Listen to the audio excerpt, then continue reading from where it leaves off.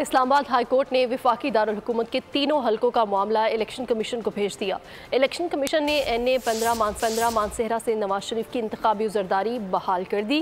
NA 235 case में returning officer को notice जारी करते हुए समाअत 21 फरवरी तक मुलतवी कर दी गई। आम इंतखाबात में धांधली के इल्जामात, उम्मीदवारों ने कानून का सहारा ले लिया। इस्लामाबाद के 3 हलकों का मामला इलेक्शन कमीशन देखे। इस्लामाबाद हाई कोर्ट ने दरख्वास्तों पर महफूज फैसला सुना दिया।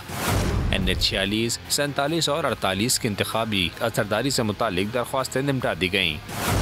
इलेक्शन कमीशन ने NA 15 मानसेरा से नवाज शरीफ की इंतखाबी असरदारी बहाल कर दी।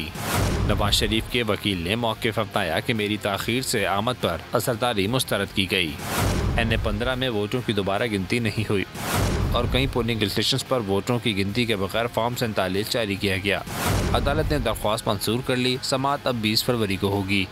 NA 235 असरदारी केस में इलेक्शन कमीशन ने रिटर्निंग अफसर को नोटिस जारी करते हुए समाअत 21 फरवरी तक मुलतवी कर दी। सब्सक्राइब करें और बेल दबाएं ताकि कोई खबर रह न जाए।